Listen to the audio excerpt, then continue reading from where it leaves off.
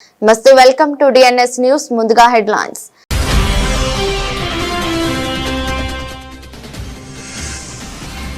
పిల్లలకు బాల్యం చెదరనీయకుండా చేద్దాం. సోషల్ మీడియా బ్యాన్ పై ఆస్ట్రేలియా ప్రధాని కీలక వ్యాఖ్య.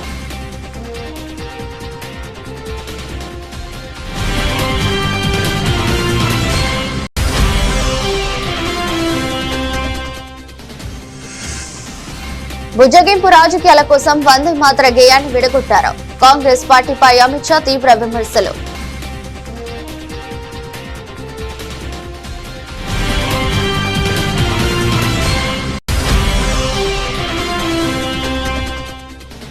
డిసెంబర్ 31న రామ మందిరం ప్రాణ ప్రతిష్ఠ కార్యక్రమం 2వ వార్షికోత్సవం. వివరాలు వెల్లడించిన శ్రీరామ జన్మభూమి తీర్థ క్షేత్ర ప్రధాన కార్యదర్శి చంపత్ రాయ్.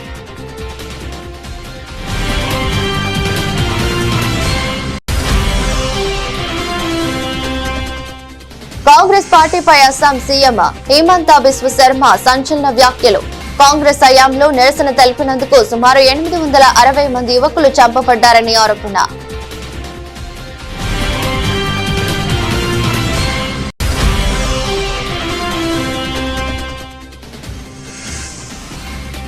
ఎనభై 3 పేజీలతో తెలంగాణ విజన్ డాక్యుమెంట్ ను ఆవిష్కరించిన సీఎం రేవంత్ రెడ్డి. 10 కీలక ప్రణాళికలతో డాక్యుమెంట్.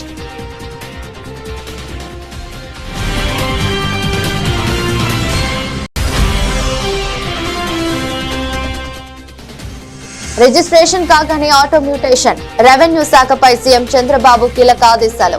వివాదాస్పద భూముల పరిష్కార అధికారాన్ని ఆర్జీఓలకు బదలాయింపు.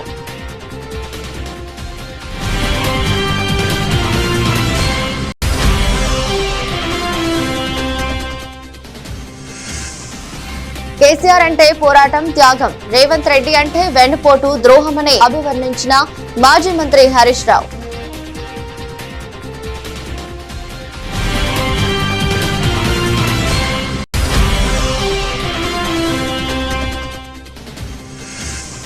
ఏపీ బ్రాండ్ ను సర్వనాశనం చేసింది మీరు కాదా? సీఎం చంద్రబాబుకు మాజీ మంత్రి పేర్ని నాని సూటి ప్రశ్న.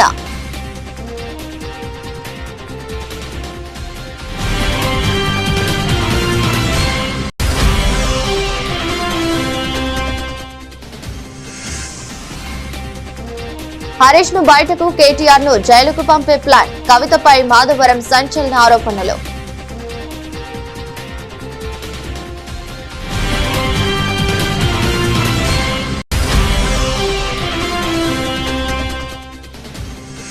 ఫీజు బకాయిలు చెల్లించే వరకు మా పోరాటం ఆగదు. ప్రభుత్వ తీరుపై మండిపడ్డ వైఎస్ఆర్సీపీ వర్కింగ్ ప్రెసిడెంట్ రవిచంద్ర.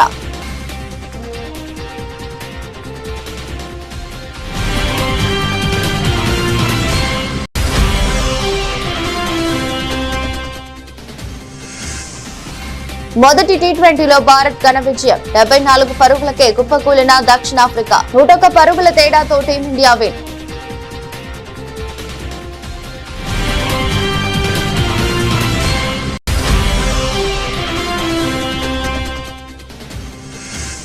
సంక్రాంతి బరిలో శర్వానంద్ హీరోగా నటించిన నారీ నారీ నడుమ మురారి విడుదల తేదీతో పాటు సమయాన్ని కూడా వెల్లడించిన ఏకైక్ ఎంటర్టైన్మెంట్ సంస్థ. ఆస్ట్రేలియా ప్రభుత్వం చారిత్రక నిర్ణయం తీసుకుంది. దేశంలో 16 ఏళ్లలోపు పిల్లలు సోషల్ మీడియాను వినియోగించడంపై నిషేధం విధించింది. ఈ కొత్త కఠిన నిబంధనలు బుధవారం నుంచి అధికారికంగా అమల్లోకి రానున్నాయి. ఈ సంస్కరణ ద్వారా పిల్లలకు వారి బాల్యం పోకుండా చూడొచ్చని, తల్లిదండ్రులకు మరింత భరోసా ఇవ్వవచ్చని ఆస్ట్రేలియా ప్రధాని ఆంటోనీ ఆల్బనీస్ విశ్వాసం వ్యక్తం చేశారు. ఆస్ట్రేలియా పార్లమెంట్ ఆమోదించిన చట్టాల ప్రకారం 16 ఏళ్ల కంటే తక్కువ వయసున్న పిల్లలు ఖాతాలు కలిగి ఉండకుండా నిరోధించడానికి సోషల్ మీడియా ప్లాట్ఫామ్లు కఠిన చర్యలు తీసుకోవాల్సి ఉంటుంది. Facebook, Instagram, Snapchat, tick talk, X, YouTube సహా మొత్తం 10 ప్రముఖ ప్లాట్ఫామ్లకు ఈ ఆదేశాలు జారీ అయ్యాయి. సోషల్ మీడియాలోని కొన్ని డిజైన్లు యువతను స్క్రీన్లకు అతుక్కుపోయేలా ప్రోత్సహిస్తున్నాయని, వారి ఆరోగ్యంపై తీవ్ర ప్రభావం చూపుతున్నాయని ప్రభుత్వం ఆందోళన వ్యక్తం చేసింది. 2025లో ప్రభుత్వం జరిపిన ఒక అధ్యయనంలో 10 నుండి 15 ఏళ్ల వయసున్న పిల్లల్లో 96% మంది సోషల్ మీడియా వాడుతున్నారని, వారిలో 70% మంది హింస, ఆత్మహత్యలకు ప్రోత్సహించే కంటెంట్ వంటి హానికరమైన విషయాలను చూస్తున్నారని తెలింది. ఈ హానికరమైన ప్రభావాలను తగ్గించడమే నిషేధం ముఖ్య ఉద్దేశమని ప్రభుత్వం వివరించింది. The Prime Minister here, and I want to speak to you directly about something very important. From December 10, if you're under 16, you're no longer allowed to have a social media account. You'll know better than anyone what it's like growing up with algorithms, endless speeds, and the pressure that can come with that. That's why we've taken this step to support you. If you have questions, by all means, reach out. Talk to your parents, your teachers, and your friends. And if you feel like you need more support, Headspace and Kids Helpline is there to assist. Above all, make the most of the school holidays coming up rather than spending it scrolling on your phone. Start a new sport, learn a new instrument, or read that book that has been sitting there on your shelf for some time. And importantly, spend quality time with your friends and your family, face to face. Have a great summer. పశ్చిమ బెంగాల్ ఎన్నికలను దృష్టిలో ఉంచుకుని ప్రజా సమస్యల నుంచి దృష్టి మళ్లించేందుకే ప్రభుత్వం వందే మాతరంపై చర్చను చేపట్టిందంటూ కాంగ్రెస్ ఎంపీ ప్రియాంక గాంధీ చేసిన వ్యాఖ్యలను కేంద్ర హోంమంత్రి అమిత్ షా తిప్పికొట్టారు. జాతీయ గేయం బెంగాల్ కు మాత్రమే పరిమితం కాదన్నారు. జాతీయ గేయాన్ని రాజకీయాలతో ముడిపెట్టడం దురదృష్టకరమని వ్యాఖ్యానించారు. వందే మాతరం 150 ఏళ్లు పూర్తి చేసుకున్న సందర్భంగా రాజ్యసభలో జరిగిన చర్చలో అమిత్ షా పాల్గొన్నారు. భుజగింపు రాజకీయాల కోసం వందే మాతర గేయాన్ని కాంగ్రెస్ విడగొట్టి ఉండకపోతే దేశ విభజన జరిగి ఉండేది కాదని అమిత్ షా విమర్శించారు. వందే మాతరం 100 ఏళ్లు పూర్తి చేసుకున్నప్పుడు దేశంలో ఎమర్జెన్సీ విధించారని, దీంతో జాతీయ గేయం కీర్తిని చాటేందుకు అవకాశం లేకుండా పోయిందని అన్నారు. వందే మాతరం అంటూ నినదించిన వారిని ఇందిరాగాంధీ జైలులో పెట్టించారని చెప్పారు. अब फिर से खड़े हो जाएंगे कि नहीं नहीं नहीं आप गलत बोल रहे हो, मगर इस रिकॉर्ड है मान्यवर महोदय। 1992 में भाजपा सांसद श्री राम नाईक ने एक शॉर्ट ड्यूरेशन डिस्कशन के माध्यम से वंदे मातरम को संसद में फिर से गाने की शुरुआत करने के लिए एक मुद्दा उठाया और उस वक्त प्रतिपक्ष के नेता लाल कृष्ण आडवाणी जी ने बहुत प्रमुखता के साथ लोकसभा के स्पीकर को कहा कि इस महान सदन के अंदर वंदे मातरम का गान होना चाहिए, क्योंकि संविधान सभा ने इसको स्वीकारा है। और फिर लोकसभा ने सर्वानुमत से 1992 में वंदे मातरम के गान की शुरुआत की। मान्यवर, हम जब वंदे मातरम की गान की शुरुआत कर रहे थे उस वक्त भी, मैं नाम देना नहीं चाहता वरना औचित्य के सवाल उठाएंगे, कुछ टेक्निकल मुद्दे उठाएंगे, मगर इंडी अलायंस के ढेर सारे लोगों ने, मेरे पास नाम की सूची है, इनको आपत्ति नहीं हो तो मैं पढ़ सकता हूं, ढेर सारे लोगों ने कहा था कि हम वंदे मातरम नहीं गाएंगे, ना बोल दिया। और मैंने मेरी आंख से देखा है कई सारे सदस्य वंदे मातरम होता है तो वंदे मातरम के गान के पहले संसद में बैठे होते हैं तो भी खड़े होकर बाहर चले जाते हैं। मैं आपको विश्वास से कह सकता हूं मान्यवर, ये कह रहे हैं कि कांग्रेस पार्टी पर झूठे आरोप लगाए।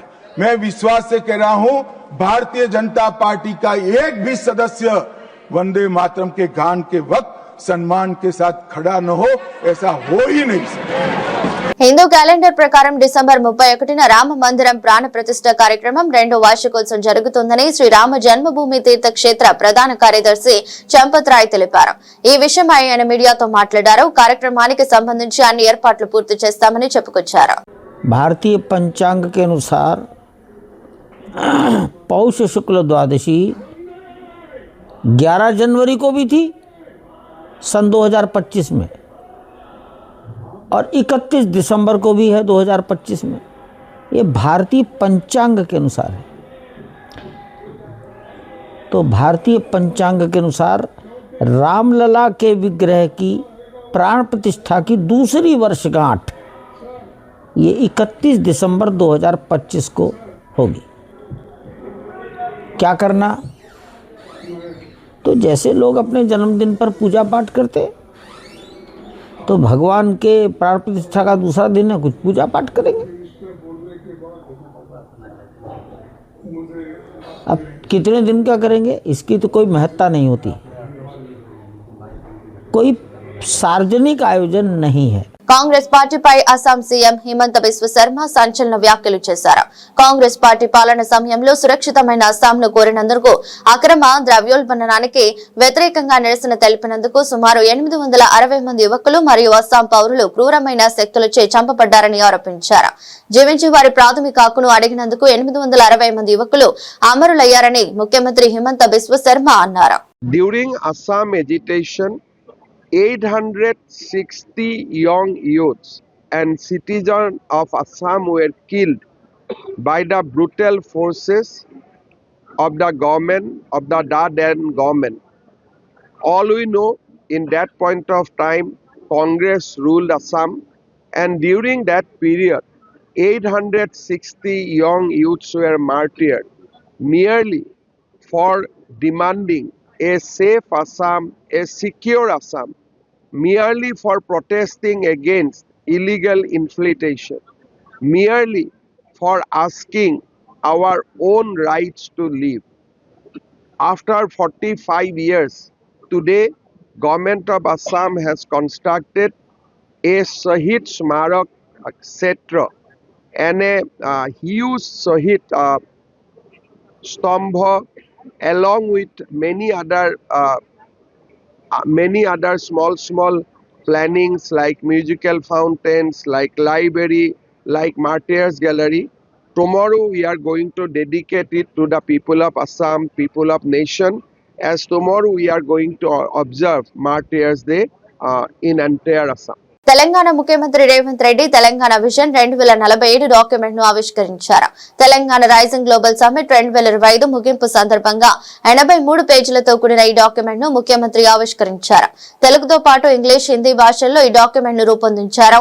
తెలంగాణ మీన్స్ బిజినెస్ పేరుతో ఈ డాక్యుమెంట్ ను విడుదల చేశారు. 10 కీలక ప్రణాళికలతో ఈ డాక్యుమెంట్ ను సిద్ధం చేశారు. సదస్సు ముగింపు సందర్భంగా ముఖ్యమంత్రి రేవంత్ రెడ్డి మాట్లాడుతూ విజన్ డాక్యుమెంట్ కోసం ఆన్లైన్ ద్వారా సూచనలు, సలహాలు వచ్చాయని అన్నారు. ఆర్థిక నిపుణుల సూచనలు తీసుకున్నట్లు చెప్పారు. తెలంగాణ విజన్ డాక్యుమెంట్ కు 4 లక్షల మంది ప్రజలు ఆన్లైన్ లో సూచనలు, సలహాలు ఇచ్చారని వెల్లడించారు. నిపుణులు ఎంతో మంది ఈ విజన్ డాక్యుమెంట్ లో భాగస్వాములయ్యారని తెలిపారు. ఇందులో భాగంగానే ISB, NITI Aayog, government of India officials, state government officials,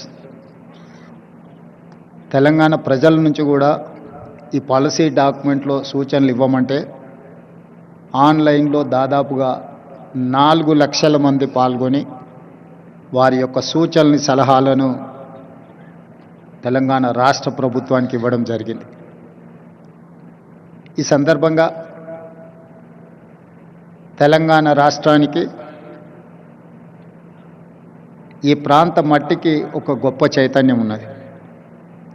ఆ చైతన్యము ఒకనాడు జల్, జమీన్, జంగల్, కొమరం భీముడు ఆనాడు పోరాటం చేస్తే ఆ తర్వాత సాయుధ రైతాంగ పోరాటంలో భూమి కోసం, భుక్తి కోసం, విముక్తి కోసం, ఈ ప్రాంతం కోసం, ప్రజల కోసం, పేదరిక నిర్మూలన కోసం, ఈ భూమి మీద ఆధిపత్యం సాధించాలనుకున్న వాళ్ళకు వ్యతిరేకంగా వేలాది మంది పోరాటాలు చేసి నేల కొరిగిన చరిత్ర ఈ తెలంగాణ ప్రాంతానికి ఉన్నది. రాష్ట్రంలో రెవెన్యూ సేవలను ప్రజలకు మరింత చేరువ చేసే దిశగా ముఖ్యమంత్రి చంద్రబాబు కీలక నిర్ణయం తీసుకున్నారు. భూముల రిజిస్ట్రేషన్ జరిగిన వెంటనే ఎలాంటి జాప్యం లేకుండా రియల్ టైంలో ఆటోమేటిక్ గా మ్యూటేషన్ పూర్తయ్యేలా పటిష్టమైన వ్యవస్థను ఏర్పాటు చేయాలని అధికారులను ఆదేశించారు. పట్టాదారు పాస్ పుస్తకాల కోసం భూ యజమానులు ప్రభుత్వ కార్యాలయాల చుట్టూ ప్రదక్షిణలు చేసే దుస్థితికి చరమగీతం పాడాలని స్పష్టం చేశారు. రాబోయే ఏడాది కాలంలో రెవెన్యూ శాఖను పూర్తి స్థాయిలో ప్రక్షాళన చేయాలని, ఈ ప్రక్రియపై ప్రతి నెల తానే స్వయంగా సమీక్షిస్తానని ఆయన వెల్లడించారు. సచివాలయంలో రెవెన్యూ శాఖపై ముఖ్యమంత్రి ఉన్నత స్థాయి సమీక్ష సమావేశం నిర్వహించారు.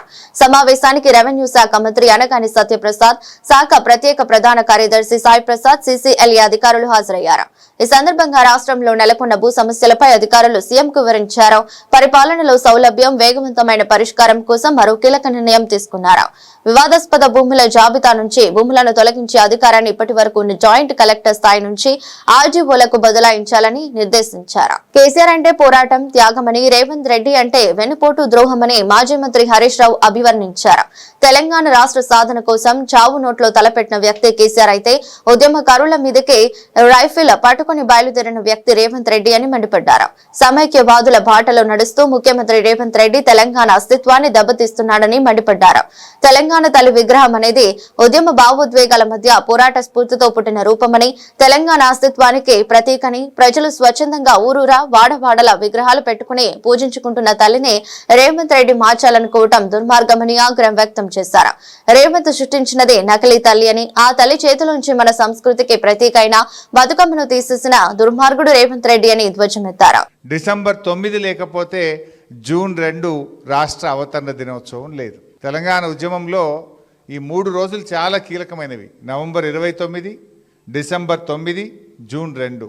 నవంబర్ 29 లేకపోతే డిసెంబర్ 9 లేదు, డిసెంబర్ 9 లేకపోతే రాష్ట్ర అవతరణ దినోత్సవం జూన్ 2 లేదు. కేసీఆర్ గారు నిమ్స్ ఆసుపత్రుల్లో 11 రోజుల ఆమరణ దీక్ష, వేలాది లక్షలాది మంది ప్రజలు ఎంతోమంది వారి దగ్గరకు వచ్చారు. ఆ దీక్ష ఫలితం ఇవాళ డిసెంబర్ 9వ తేదీ ప్రకటన. ఇవాళ కొంతమంది మూర్ఖులు మాట్లాడుతున్నారు కాంగ్రెస్ నాయకులు. కేసీఆర్ దీక్షనే లేకపోతే డిసెంబర్ 9 అర్ధరాత్రి చిదంబరం ప్రకటన వచ్చేదా? దీక్ష చేయకపోతే ఢిల్లీ దిగొచ్చేదా? కేసీఆర్ దీక్ష ఫలితం, అమరుల త్యాగ ఫలితం నేటి తెలంగాణ రాష్ట్రం. ఇలా ఎవరెవరో ఏదో మాట్లాడుతుండొచ్చు, కానీ కేసీఆర్ గారు నిజంగా ఇవాళ చరిత్ర అంటూ మాట్లాడితే, తెలంగాణ ఉద్యమ చరిత్రలో మాట్లాడితే కేసీఆర్ అంటే పోరాటం, కేసీఆర్ అంటే త్యాగం.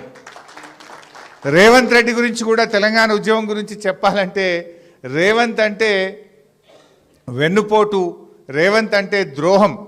తెలంగాణ ఉద్యమానికి ద్రోహం చేసిన వ్యక్తి ఎవరన్నా ఉన్నారంటే రేవంత్ రెడ్డి, వెన్నుపోటు పొడిచిన వ్యక్తి ఎవరన్నా ఉన్నారంటే రేవంత్ రెడ్డి. ఎందుకంటే రాజీనామాలు చేయండి అంటే జిరాక్స్ కాగితాలు ఇచ్చిన వ్యక్తి.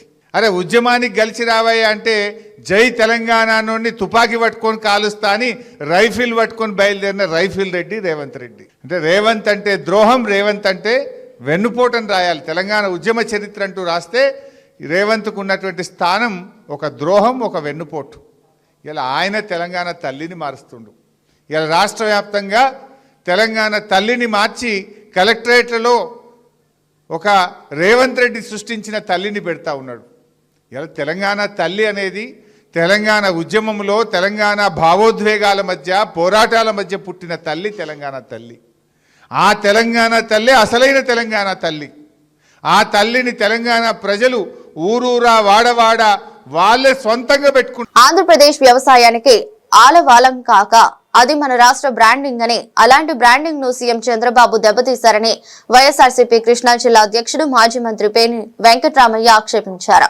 దేశానికి దక్షిణ ధాన్యగారంగా ఉన్న ఏపీ బ్రాండ్ ను సర్వనాశనం చేసింది చంద్రబాబు కాదా అని నిలదీశారు. రైతు హితాన్ని గాలిలో కలిపింది చంద్రబాబు అని గుర్తు చేశారు.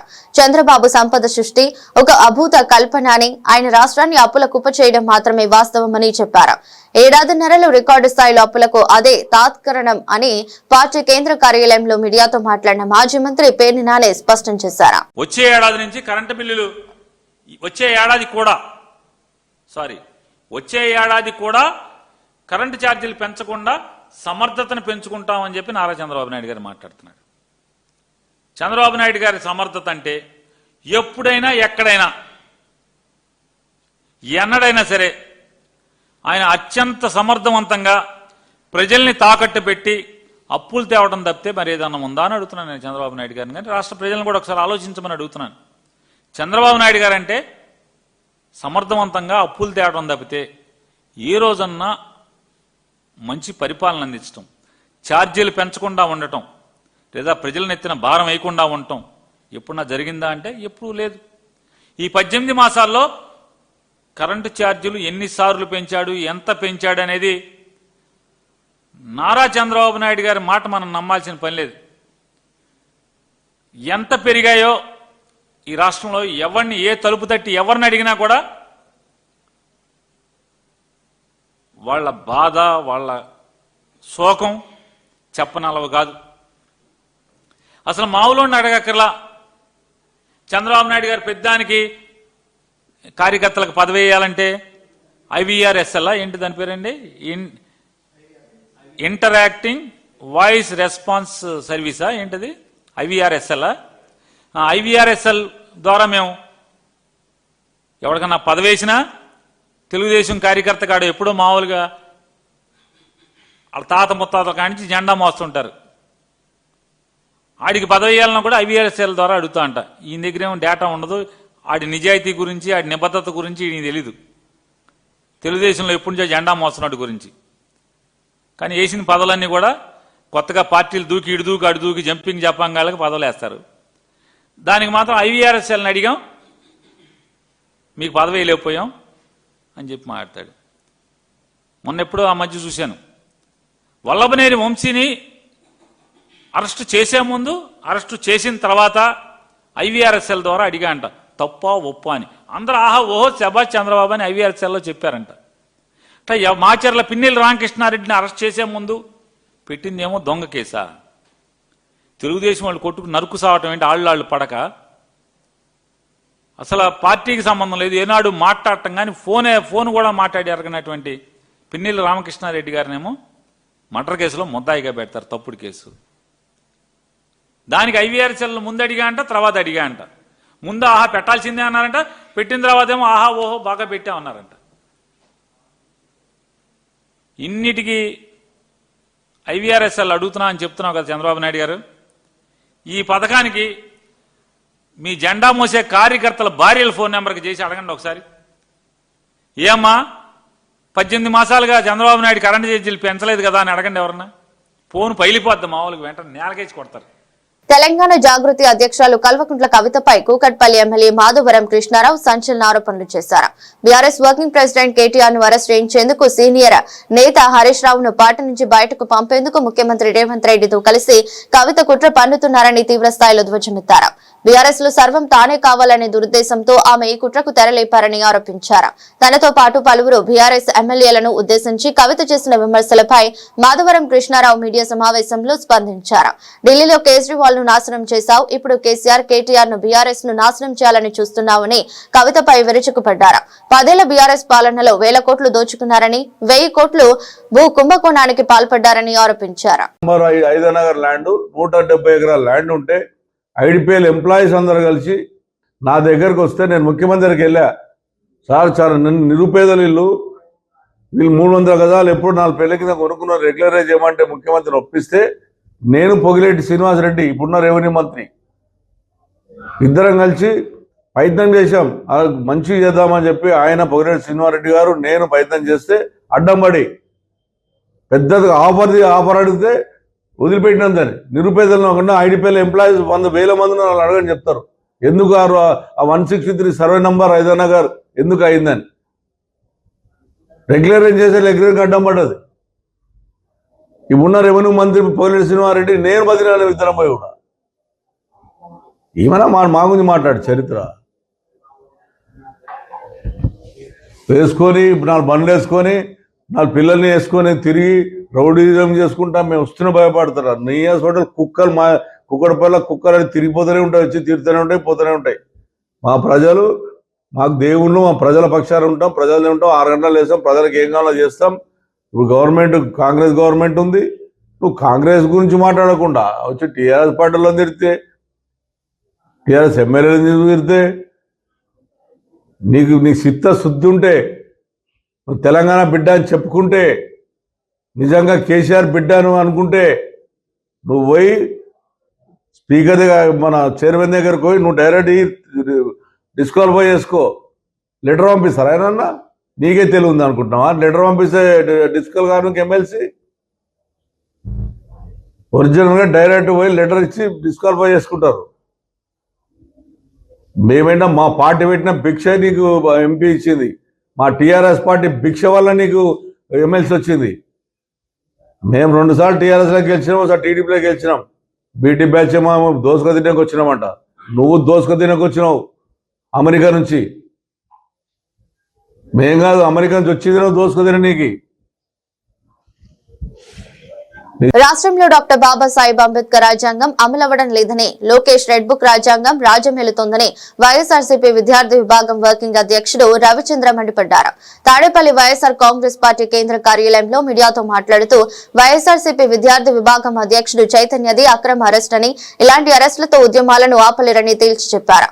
ఫీజులు చెల్లించాలని అడిగితే పోలీసులతో పిడిగుద్దులు, అక్రమ అరెస్టులు చేయిస్తూ ఫాసిస్టు పాలన సాగిస్తున్న చంద్రబాబుకు తగిన గుణపాఠం తప్పదని హెచ్చరించారు. డిసెంబర్ 8, 2025న సాంఘిక సంక్షేమ శాఖ కార్యాలయం వరకు విద్యార్థులతో మా వైఎస్ఆర్ కాంగ్రెస్ పార్టీ విద్యార్థి విభాగం ఆధ్వర్యంలో ఒక ర్యాలీ నిర్వహించాం. ఈ ర్యాలీ సందర్భంగా విద్యార్థులందరం కలిసి సాంఘిక సంక్షేమ శాఖ డైరెక్టర్ కి వినతి పత్రం ఇవ్వాలని భావించాం.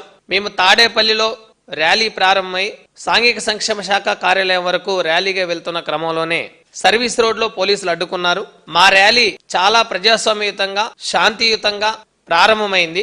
పోలీసులు బారికేడ్లు పెట్టి అడ్డగించి ఎవరైతే ఈ ర్యాలీలో పాల్గొన్న విద్యార్థులు ఉన్నారో విద్యార్థులను అడ్డగించి లాఠీలతో నెట్టేసి పిడిగుద్దులు గుద్దుతూ చాలా కర్కశంగా, అమానుషంగా విద్యార్థుల పట్ల వ్యవహరించారు. తీరా అక్కడికి వెళ్ళిన తర్వాత సోషల్ వెల్ఫేర్ కార్యాలయం ముందు మేము కార్యాలయంలోకి ఒక డెలిగేషన్ వెళ్లి, మేము ఒక ప్రతినిధి బృందం వెళ్లి డైరెక్టర్ ని కలిసి రాష్ట్రంలో విద్యార్థులకు రావాల్సిన రియంబర్స్మెంట్, స్కాలర్షిప్ల గురించి ఒక రిప్రజెంటేషన్ ఇస్తాము అని చెప్పేసి మేము పోలీసుల్ని కోరాము. కానీ పోలీసులు మేము అక్కడికి చేరగానే మీరు లోపలికి వెళ్ళడానికి వీల్లేదని చెప్పేసి మమ్మల్ని అన్యాయంగా మా నాయకులందరినీ తోసేసి బలవంతంగా నెట్టేసి చేతులతో గుద్దుతూ, కాళ్ళతో తన్నుతూ, లాఠీలతో డొక్కల్లో నెట్టేసి చాలా దుర్మార్గంగా వ్యవహరించి పోలీసు జీవుల్లోకి విసిరేశారు, వ్యానుల్లోకి కుక్కేశారు.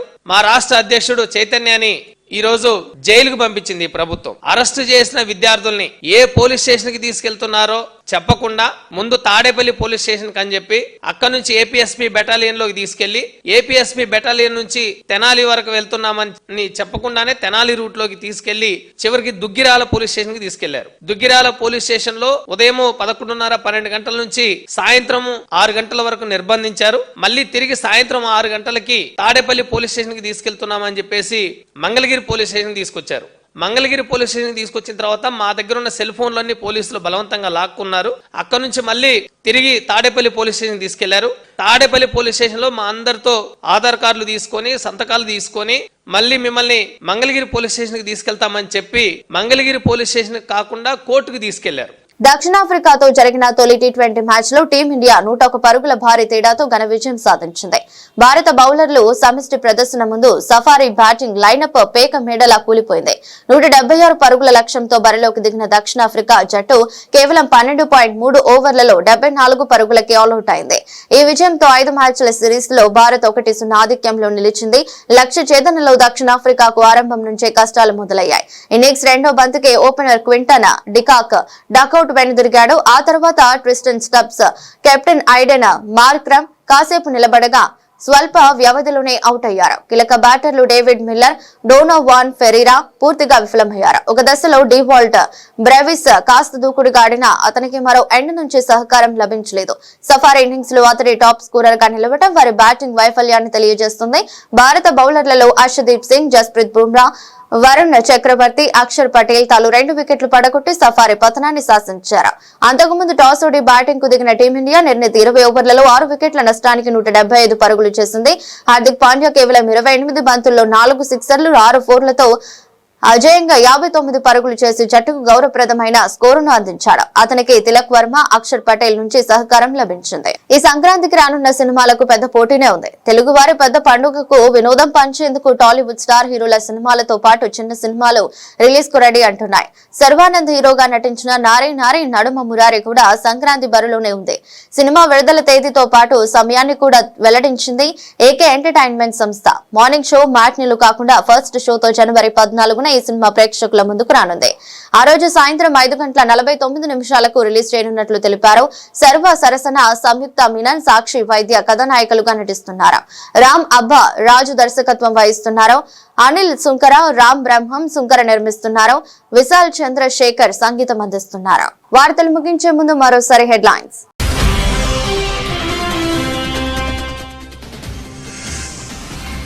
పిల్లలకు బాల్యం చెదరనీయకుండా చేద్దాం. సోషల్ మీడియా బ్యాన్ పై ఆస్ట్రేలియా ప్రధాని కీలక వ్యాఖ్య.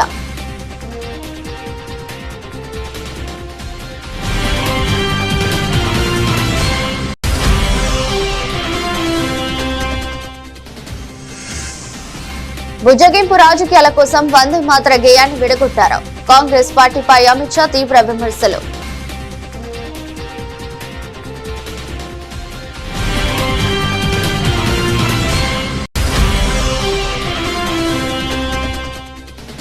డిసెంబర్ 31న రామ మందిరం ప్రాణ ప్రతిష్ఠ కార్యక్రమం 2వ వార్షికోత్సవం.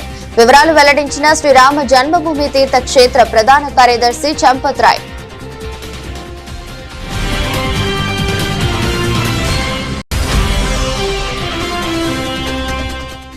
కాంగ్రెస్ పార్టీపై అస్సాం సీఎం హిమంత బిశ్వ శర్మ సంచలన వ్యాఖ్యలు. కాంగ్రెస్ హయాంలో నిరసన తెలిపినందుకు సుమారు 860 మంది యువకులు చంపబడ్డారని ఆరోపణ.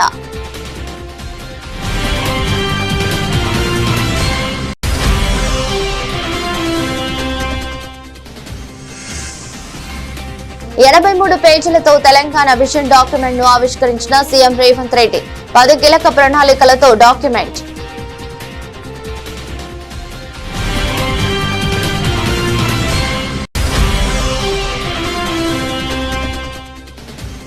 రిజిస్ట్రేషన్ కాగానే ఆటో మ్యూటేషన్. రెవెన్యూ శాఖపై సీఎం చంద్రబాబు కీలక ఆదేశాలు. వివాదాస్పద భూముల పరిష్కార అధికారాన్ని ఆర్టీఓలకు బదలాయింపు.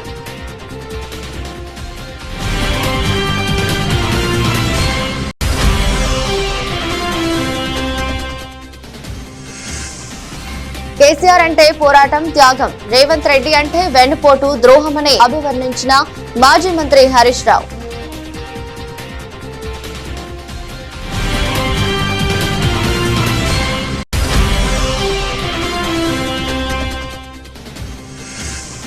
ఏపీ బ్రాండ్ ను సర్వనాశనం చేసింది మీరు కాదా? సీఎం చంద్రబాబుకు మాజీ మంత్రి పేర్ని నాని సూటి ప్రశ్న.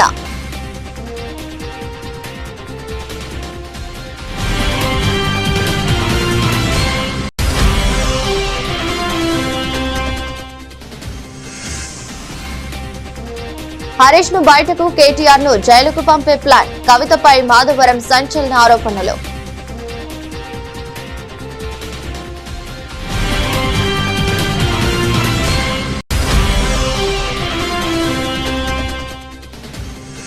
ఫీజు బకాయిలు చెల్లించే వరకు మా పోరాటం ఆగదు. ప్రభుత్వ తీరుపై మండిపడ్డ వైఎస్ఆర్సీపీ వర్కింగ్ ప్రెసిడెంట్ రవిచంద్ర.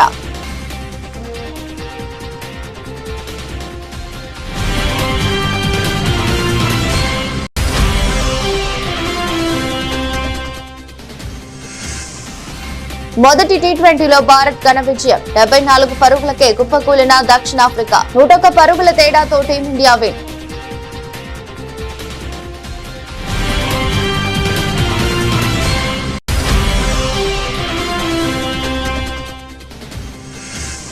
సంక్రాంతి బరిలో శర్వానంద్ హీరోగా నటించిన నారీ నారీ నడుమ మురారి విడుదల తేదీతో పాటు సమయాన్ని కూడా వెల్లడించిన ఏకైక ఎంటర్టైన్మెంట్ సంస్థ.